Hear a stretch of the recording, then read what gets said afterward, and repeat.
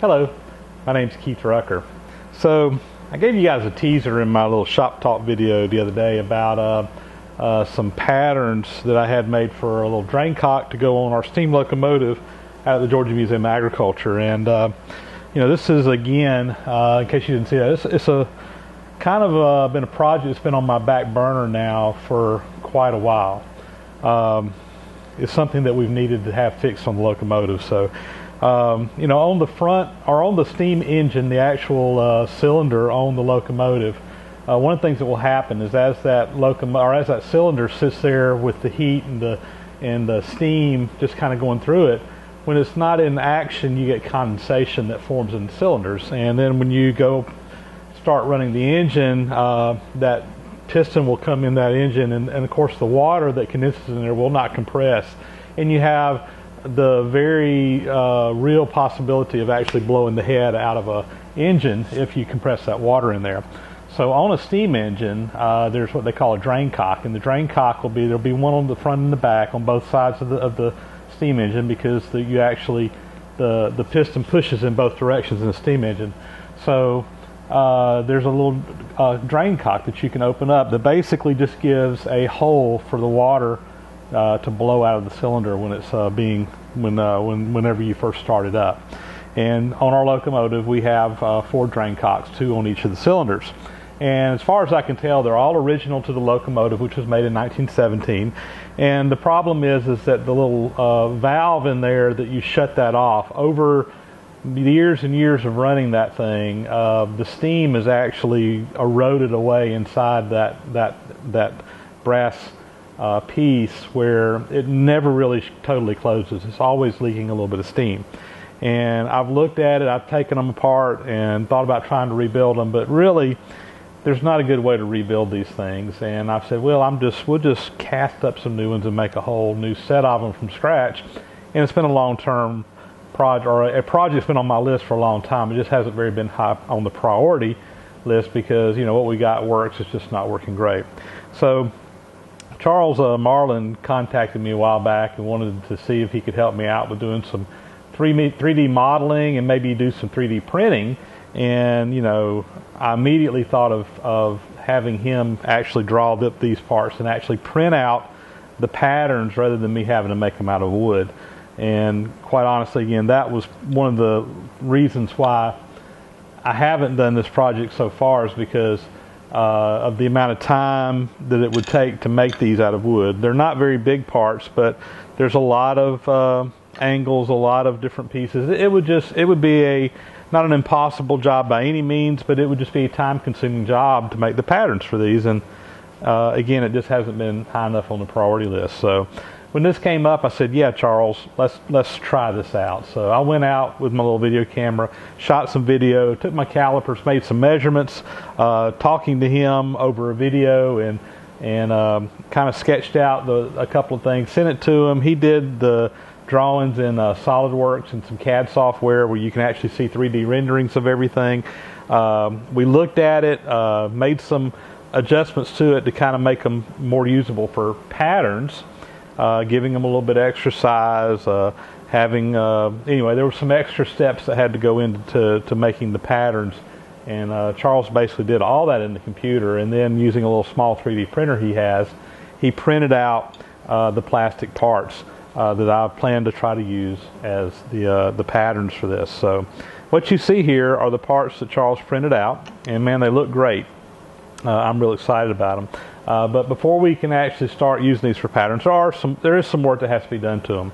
So you know, these are going to be split patterns. So you know, when we do these on, you know, originally or in the mold, we'll lay them out basically just like that, where you have half. There's 2 parts here that will come out, and you lay the flask around it, pack the sand in, and then you flip it over and you put the other half in the top half of the sand, and then you can take the patterns out and have the void in there that'll be filled in with the metal.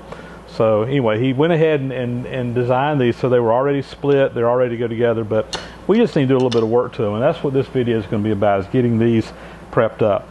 Number one, his printer only has so much capacity, and one of the parts was actually too big to print the entire part. So he printed it in 2 parts. So we've got to actually put this together, which I'll show you how we do that. Also, they're not perfectly flat on the bottom. So that's the reason I have my surface plate out. We're actually gonna put some sandpaper on here and kind of lap the bottoms flat, which will let these come together very nicely. He put some marks in here where we're gonna have to put some dowels, so that when you put the pieces together, they actually will be indexed together. Right now there's nothing to make them go together. So we've got to do all of that and get these ready to go into the stand for molding. So I'm going to get you guys zoomed in here on the surface plate, and we'll get started on getting these plastic patterns ready for foundry work. Alright, so let's start off again by just kind of showing you the parts we've got here. So this little valve consists of 2 different brass parts that we'll have. The first one here is this body, and as you can see what it kind of looks like. It's what we have here is this coming in through this will be actually threaded to a pipe thread. This right here will be drilled out, threaded to a pipe thread, and this is what will connect to the cylinder. And through this is a valve, which is what you're looking at here, and this is cast oversized, so the pattern is oversized, so we have plenty of metal to cast, or to machine off. So basically looking at half of the valve, and it's kind of cone shaped like this, and it will go through. Actually, the big side goes on that side. It will go through this, and you got a little lever over here that you can rotate, and there's basically this piece here will be drilled out hollow that comes out the end, and there's just a little pinhole in here that lines up with the steam coming in, and depending on where this valve is positioned, it's either lined up or not. When it's lined up, you got an exit hole for that to go out of, and whenever you turn this valve, it closes that little pinhole where the steam can't come out, and it seals it up where you have all of your pressure in your cylinder when you're running. So again, this is oversized, so we have material to machine off. The pieces coming out here, these are what we call core prints. So this is not part of the actual casting. This will be basically a column of sand in that shape right there. It'll kind of be coned as well. In fact, right here is the core box, and it's probably hard to see washed out in that video, but this is the half of the diameter. And what we'll do is we'll actually make a little column of sand that matches that mold. We'll make 2 of them, and we use a little binder to bind that sand together, and then we glue those 2 halves together. And basically that little column of sand will set down in these prints on either side, and it will go through the pattern. And so this will actually be cast hollow. We could have cast this solid and drilled and bored it out, but I decided we'd go ahead and do the core print and the core in there, so you guys can see how that goes in the video. So anyway, these are the parts, and basically have 2 parts that make up each one of these little valves, and we'll have to make 4 of these total for the locomotive. So again, right now we're going to start by lapping the bottom of all these flat. They're fairly flat, but they're not perfectly flat, and I want them to go together real well. So that's the reason I have my surface plate out here. We'll take these off, and I'm just going to put a piece of sandpaper on here, and I could glue this down, but no more than what we got. I think that we can just lightly lap these without having to glue that down. I'll tell you what I'm going to do. I'm going to take my blue Sharpie,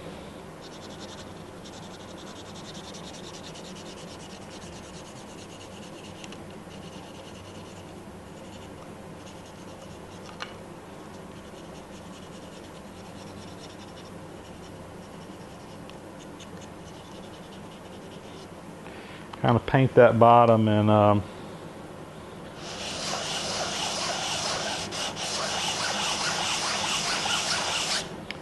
now we can kind of see where we're wearing. You can see we're wearing more in the middle here. These are actually printed on a 3D printer, and I'll show you in this video that operation of it being printed out. But there's a little roll of plastic that basically just melts it, and it goes back and forth kind of like an old plotter did, and deposits the plastic on there and just builds this thing up. And you end up with, when the plastic hardens, with these printed out parts. And it's pretty amazing how well it works and how accurate it is. It's extremely accurate. The dimensions on these are almost exactly what the drawings were, which again is pretty amazing. So, you know, we've got good contact here, you know, maybe just a little bit out here in the core prints in here, and along the outside edge is all we're lacking. So kind of looks like the middle of this is bulged out just a little bit, and maybe the shrinkage on this when it came off around the outside kind of curled it up a little bit, but you know, not by a lot.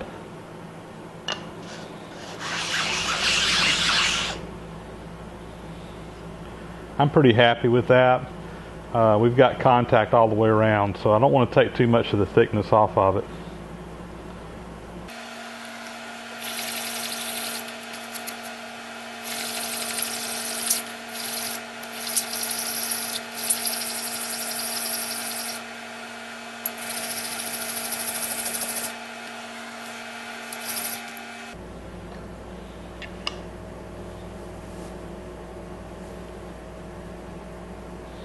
Alright, those are joining together very nicely now, so I'm happy with that.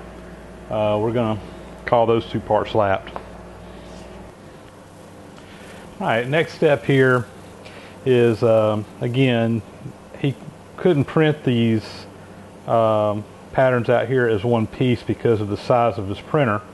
So we're going to have to put these together, and to do that, I'm just going to use some CA glue.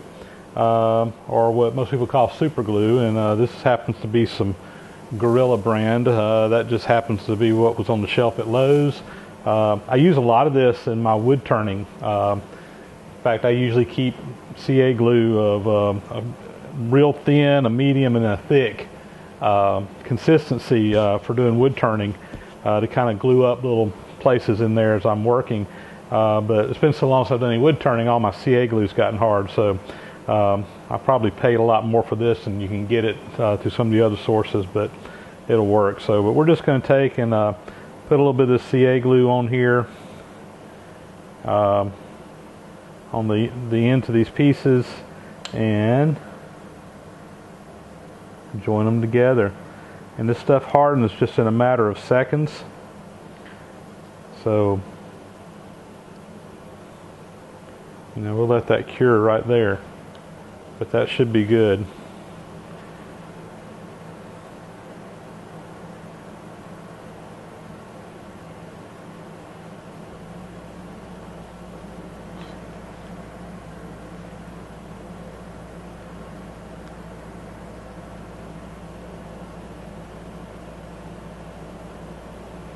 Alright, we'll just let that sit and harden for a little while. But those pieces are together. Alright, we've let these sit there and harden for a little while now, but to give a little added strength, one thing that Charles did when he designed these patterns is you notice he put a little slot down the bottom, and the idea was that we could just take a little piece of all thread, drop down in there, and just kind of encapsulate the whole thing with some super glue. So I'm going to actually do that just to make sure. It's going to give us just a little bit extra strength here, hopefully. That one's a little bit tight. There it goes.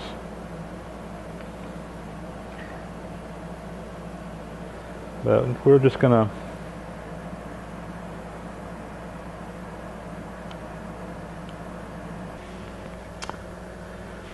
Alright, we're going to let that again harden for a while, and then we'll probably just take these back over to the lapping sandpaper on there and lap the bottoms flat again across both these pieces. So we'll just set these aside and let them dry.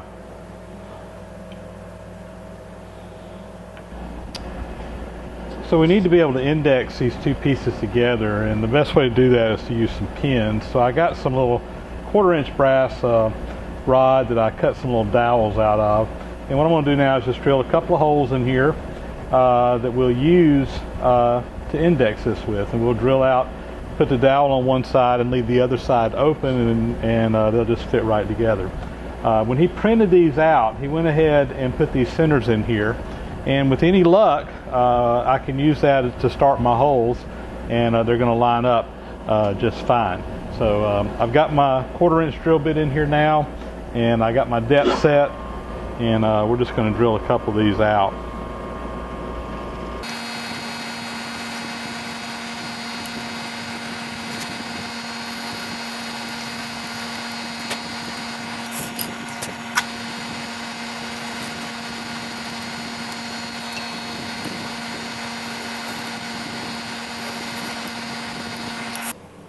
Alright, we're moving right along here. So these patterns are all pretty much together now. I got these buttons in here. I just got 2 per. And this again will allow you, when you put them together in the mold, it just lines them up so that everything is right there together. And those little brass pins are actually glued into the bottom piece, so they'll come right apart. And the pins will stay in the right one. So we're getting real close to having these pretty much ready to go to the mold. Okay, so we're getting real close to having these ready to go to the mold. But before I do, to make this casting job a little bit easier, I've decided what I want to do is we're going to actually create our pattern so that one pattern has both of the parts in it, rather than having to make 2 different molds. So each time I make a mold, I'll have both pieces here together. And to do that, I've got this little piece here, and this is just a piece that Charles also made for me. And this is basically just a piece of waste that'll be in the pattern. So when we pour, we're actually going to pour. This will be the bottom of it, but we'll pour from the top. The molten brass will kind of go down into this well, and then it will flow into both of these parts. So we're going to put these together like such, and that'll fit real nicely in a mold. And again, we'll pour in here, and the brass will just flow in all around there. But I want to go ahead and glue these together so that my pattern, at least in the bottom, is all one piece. And then in the top, we can kind of piece them together in the mold. But it's going to be easier for me to start out with if these will all stay together when I start ramming it up. I don't want these loose because they can slide around and get out of alignment. So again, just like before, we're just going to take our CA glue and glue these pieces together.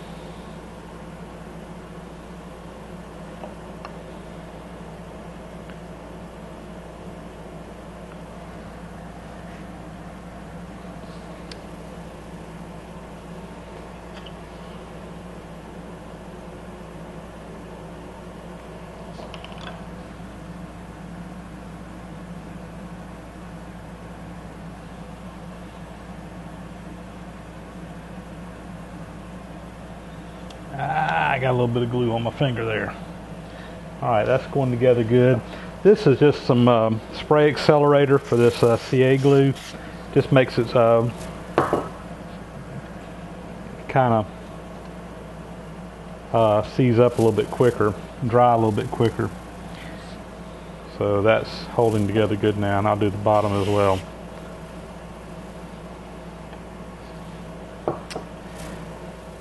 So these are pretty much done now, and like I said on the top, so this will go in the bottom of the mold. We'll pack the sand around it, then we'll flip it over, and you'll see this kind of sticking up in the top of the sand when we flip it over. And we'll put our other pieces on here and ram it all up again after these are on there, and with the top half. You'll see that when we get to it. But these are pretty much ready now. I'm just going to let this sit there and make sure that glue's good and dry, and maybe later this week we'll do some sand casting. Alright guys, here it is all put together. So you can see kind of what we're dealing with. So again, this will be the bottom here in the sand mold, and so if you can imagine when we ram this up, basically what you see will all be a hollow void inside that sand mold. We'll lay our core across these prints here, and that will remain solid, and then we'll pour straight down right in here to the center, and the molten brass will just flow all around there and fill it up. So this is ready to go to the mold. I'm excited, so we'll see if we can maybe do a pour. Try it out.